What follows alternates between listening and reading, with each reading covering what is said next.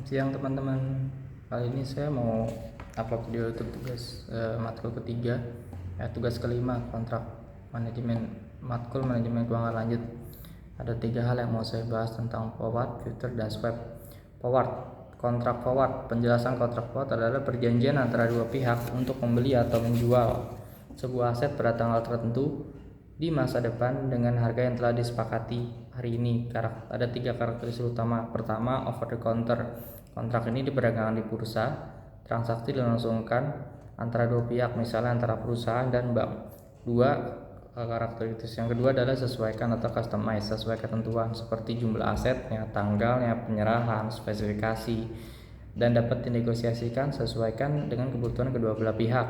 Yang ketiga, karakteristik utamanya adalah risiko kredit atau counterparty. Ada risiko bahwa salah satu pihak akan gagal memenuhi kewajibannya atau prestasi pada saat jatuh tempo.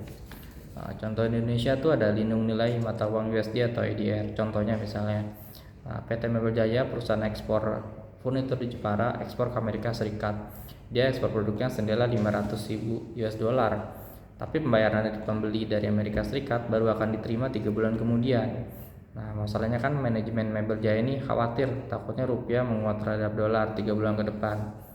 Misalkan saat ini 15.500 atau ternyata turun jadi 15.000, kan rugi ya. Maka penerimaan mereka pasti berkurang dong. Nah, akhirnya PT Mebel Jaya ini pakai kontrak forward. Dia menghubungi salah satu bank, misalkan Bank BCA.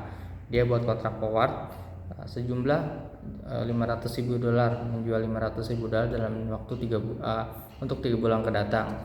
Nah, Bank BCA nerapin kurs forwardnya 15.480. Nah, 3 bulan kemudian tidak perlu berapapun kurs saat itu spot, entah 15.200 atau 15.800. Intinya Mebel Jaya wajib jual 500.000 dolarnya ke Bank BCA tadi dengan harga 15.480 karena itu sudah harga yang disepakati.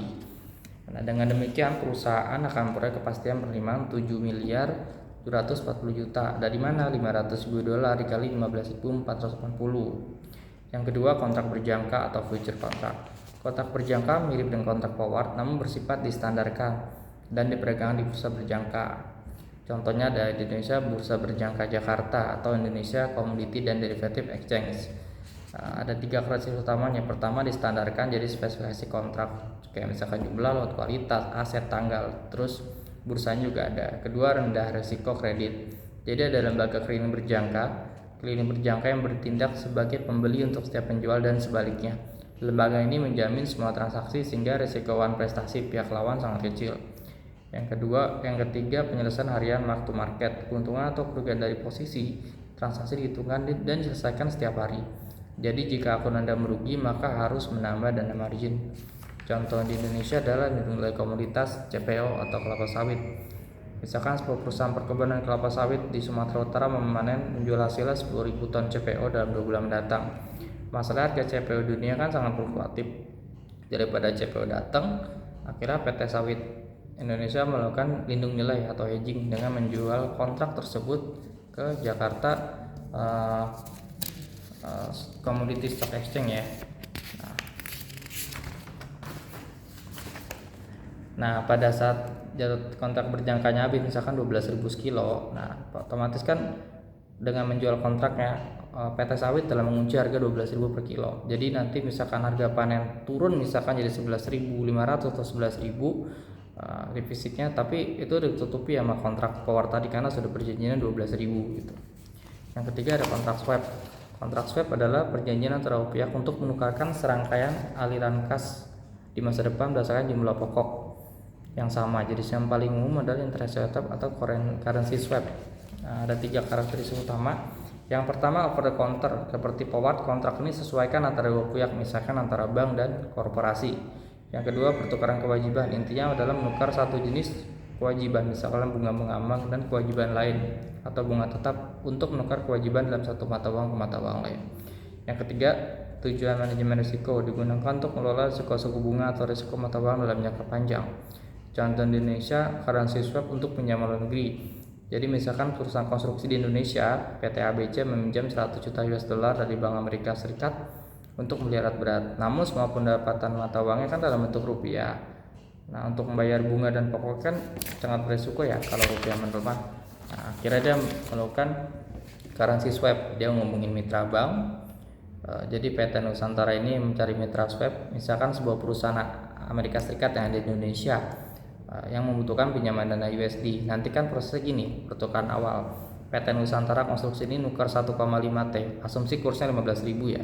Dia minjem ke bank lokal 100 juta dolar dari perusahaan Amerika Serikat yang di Indonesia. Nah, sekarang kan perusahaan Indonesia punya dana USD dan perusahaan Amerika Serikat punya dana rupiah ya. Nah, nanti ditukarkan ke duit yang rupiahnya.